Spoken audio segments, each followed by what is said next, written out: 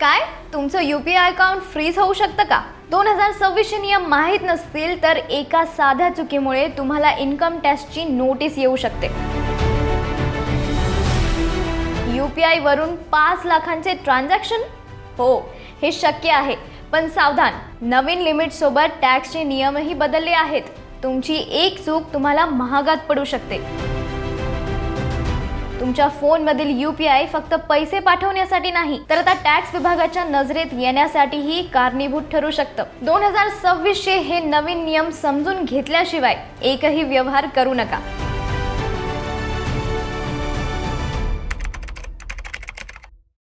नमस्कार मित्रांनो, मी आहे निकिता दादासाहेब तुपे आणि तुमचं बॉसवाला मराठी चॅनलमध्ये खूप खूप स्वागत आहे. आपण एका अत्यंत महत्त्वाच्या विषयावर आज चर्चा करणार आहोत. तर मित्रांनो, आजच्या काळात खिशात पाकिट नसलं तरी चालतं, पण हातात मोबाईल हवाच. चहाच्या टपरीपासून ते मोठ्या दागिन्यांच्या दुकानापर्यंत आपण सरासर UPI वापरतो, बरोबर की नाही?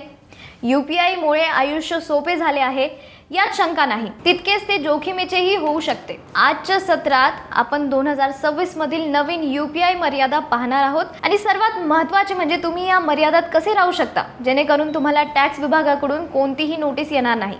चला तर मग सविस्तर सुरू करूया. तर सर्वात आधी नवीन UPI व्यवहार मर्यादेबद्दल आपण बोलूया.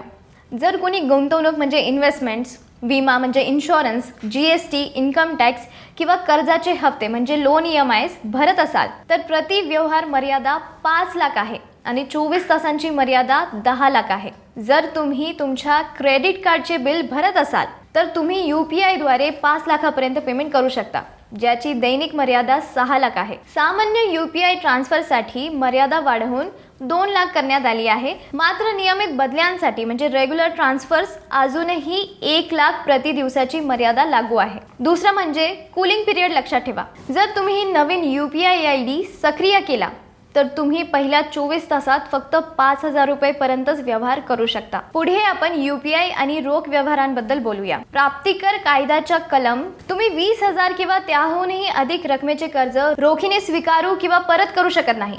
जर तुम्ही असे केले तर तुम्हाला 100% दंड भरावा लागू शकते. त्यामुळे UPI व्यवहाराच्या बदल्यात कधीही रोख रक्कम घेऊ नका आणि रोख रकमेच्या बदल्यात कधीही UPI द्वारे पैसे देऊ नका. आता चौथा रूल आहे UPI द्वारे कर्जाचे व्यवहार. जेव्हा तुम्ही मित्र किंवा नातेवाईकांना मदतीसाठी मोठी रक्कम देता तेव्हा ते व्यवहार नियमानुसार होणे अत्यंत महत्त्वाचे आहे. तुम्ही कोणालाही वैयक्तिक कर्ज म्हणजे पर्सनल लोन देत असाल तर खात्री करा की ते पैसे तुमच्या बँक खात्यातून म्हणजे UPI किंवा इतर डिजिटल माध्यमातूनच जात आहे. यामुळे तुमच्या बँक स्टेटमेंटमध्ये एक कायदेशीर पुरावा तयार होतो की ही रक्कम तुम्ही कर्ज म्हणून दिली आहे, खर्च म्हणून नाही. आणि सर्वात महत्त्वाचा नियम म्हणजे या कर्जाची परतफेड. ज्या व्यक्तीला तुम्ही पैसे दिले आहेत त्याने परत पैसे देताना ते डिजिटल पद्धतीनेच तुमच्या खात्यात जमा केले पाहिजेत. जर तुम्ही कर्ज UPI ने दिले आणि समोरच्या व्यक्तीने त्याची परतफेड रोख म्हणजे कॅश स्वरूपात केली तर तुमच्याकडे त्या पैशांचा स्रोत सिद्ध करण्याची डिजिटल पुरावा उरणार नाही. प्राप्तिकर कायद्याच्या कलम 269T अनुसार 20,000 रुपये किंवा त्यापेक्षा जास्त रकमेच्या कर्जाची परतफेड रोखीने करणे प्रतिबंधित आहे. जर तुम्ही असे केले आणि ते टॅक्स विभागाच्या लक्षात आले तर तुम्हाला त्या रकमेचे 100% दंड भरावा लागू शकतो. त्यामुळे भविष्यातील कायदेशीर कटकटी टाळण्यासाठी व्यवहाराच्या वेळी UPI मधील रिमार्क सेक्शनमध्ये लोन किंवा लोन रिपेमेंट असे लिहिणे नेहमीच सुरक्षित ठरते. आता पाचवा आहे तुम्हाला पाळावं लागणारे GST नियम. जर तुम्ही व्यवसाय करत असाल आणि 40 लाखांपेक्षा जास्त माल किंवा 20 लाखांपेक्षा जास्त सेवा विकत असाल तर GST नोंदणी अनिवार्य आहे. तुम्हाला GST आकारणं, रिटर्न फाईल करणं आणि नियमाचे पालन करणे अतिआवश्यक आहे. आता 6वे आहे UPI द्वारे मिळालेल्या भेटींबद्दल म्हणजे गिफ्ट्स. त्याच्याबद्दल आपण बोलूया. म्हणजे प्राप्तिकर नियमानुसार तुम्ही कोणत्याही कराशिवाय 50,000 पर्यंत भेटी स्वीकारू शकता. मात्र जर तुम्हाला एका व्यक्तीकडून 50,000 पेक्षा जास्त रक्कम मिळाली तर संपूर्ण रक्कम करपात्र म्हणजे टॅक्सेबल ठरते. आणि याला काही अपवाद आहे. कुटुंबातील सदस्य जसे की आई वडील किंवा भावांकडून मिळालेल्या भेटी पूर्णपणे करमुक्त आहे. तसेच लग्नाच्या वेळी मिळालेल्या भेटी देखील पूर्णपणे करमुक्त असतात. आता बोलूया 7व्या नियमाबद्दल, UPI cashback. UPI cashback equals to करपात्र उत्पन्न. अनेक ॲप्सने ते कमी केले असले तरी क्रेड सारखे प्लॅटफॉर्म अजूनही कॅशबॅक देतात. तुम्हाला जो काही कॅशबॅक मिळतो तो तुमचे उत्पन्न मानले जाते. तुम्हाला ते तुमच्या ITR मध्ये इतर स्रोत म्हणजे अदर सोर्सेस अंतर्गत दाखवावे लागेल आणि त्यावर कर भरावा लागेल. आता वळूया 8व्या नियमाकडे, UPI द्वारे PF काढणे. आता PF धारकांसाठी एक महत्त्वाचे अपडेट आहे. लवकरच तुम्ही तुमचे PF चे पैसे थेट UPI द्वारे काढू शकणार आहात. सरकारने हा प्रस्ताव मांडला असून काही ठराविक मर्यादेसह तो लवकरच लागू केला जाऊ शकतोय. आणि पुढचा नियम आहे बॅलन्स चेक करण्याची मर्यादा म्हणजे बॅलन्स इन्क्वायरी लिमिट. बऱ्याच जणांना अशी सवय असते की एखादा व्यवहार यशस्वी झाला की नाही हे पाहण्यासाठी किंवा खात्यात किती पैसे उरलेत हे जाणून घेण्यासाठी ते वारंवार चेक बॅलन्सवरती क्लिक करतात. पण 2026च्या नियमानुसार आता तुम्ही एका दिवसात फक्त 50 वेळाच बॅलन्स तपासू शकता. तुम्हाला वाटत असेल की हा नियम का आणला गेला आहे, तर सर्व्हरवरील ताण हा मेन मुद्दा आहे. जेव्हा तुम्ही बॅलन्स चेक करतात तेव्हा तुमचे UPI ॲप थेट बँकेच्या सर्व्हरला रिक्वेस्ट पाठवते आणि जर एखादी व्यक्ती वारंवार बॅलन्स चेक करत असेल तर बँकिंग सिस्टमला तो व्यवहार डाऊटफुल वाटू शकतो. हॅकर्स अनेकदा खात्यातील हालचालींवरती लक्ष देण्यासाठी अशा पद्धतीचा वापर करतात. आता प्रश्न पडतो की मर्यादा ओलांडली तर काय होईल?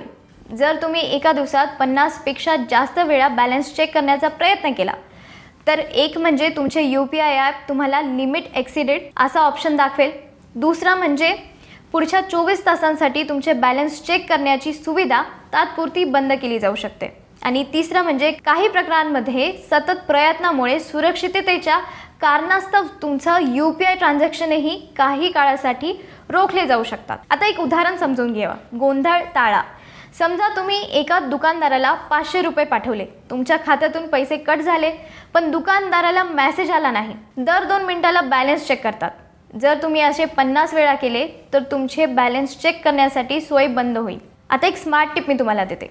बॅलन्स चेक करण्याऐवजी तुमच्या UPI ॲपमधील ट्रान्झॅक्शन हिस्ट्री तपासा.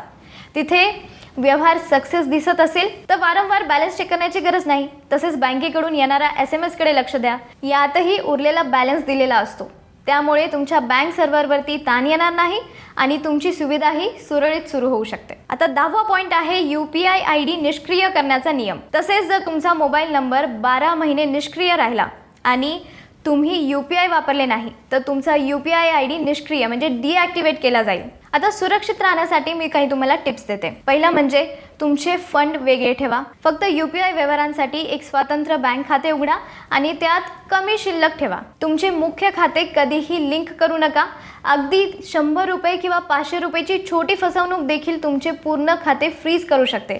त्यामुळे सुरक्षित राहिलेले कधीही बरे. आणि दुसरं म्हणजे तुमचं सर्व UPI व्यवहारांच्या योग्य नोंदी ठेवा जेणेकरून ITR किंवा GST फाईल करणे सोपे होईल. आणि तिसरं म्हणजे टॅक्स नियमाचे काटेकोरपणे पालन करा. जर तुम्हाला UPI द्वारे व्यावसायिक पेमेंट मिळत असेल तर GST आकारायला विसरू नका. जर तुमची उलाढाल 40 लाखांच्या पुढे गेली तर GST नोंदणी नक्की करा. तर UPIचा हुशारीने वापर करा. मित्रांनो, UPI हे आधुनिक युगातील एक वरदान आहे पण त्याचा वापर स्मार्ट पद्धतीने करणे ही काळाची गरज आहे. जर तुम्ही आजच्या या सत्रात सांगितलेल्या 10 नियमाचे आणि सोप्या टिप्सचे पालन केले तर तुम्ही कोणत्याही कायदेशीर कचाट्यात न अडकता सुरक्षितपणे UPI वापरू शकता. यामुळे केवळ तुमचा इन्कम टॅक्सच्या समस्या टाळणार नाहीत तर तुमचे कष्टाचे पैसे आणि तुमचे बँक खाते दोन्ही सुरक्षित राहतील. लक्षात ठेवा, डिजिटल व्यवहारांच्या जगात सावधानता हीच तुमची सर्वात मोठी सुरक्षा आहे. आणि जर तुम्हाला आजची ही माहिती मोलाची आणि उपयुक्त वाटली असेल तर हा व्हिडिओ नक्की लाईक करा आणि तुमच्या मित्रपरिवारासोबत शेअर करा जेणेकरून त्यांनाही या नवीन नियमाची माहिती मिळेल. आणि अशाच फायदेशीर माहितीसाठी बॉसवाला मराठी चॅनलला सबस्क्राईब करायला विसरू नका. ब्रँड पार्टनरशिप आणि ॲडव्हर्टाइजमेंट इन्क्वायरीसाठी ईमेल करा brand@bosswala.com. व्हॉट्सअप करा 9108014192. बॉसवाला. Be the boss.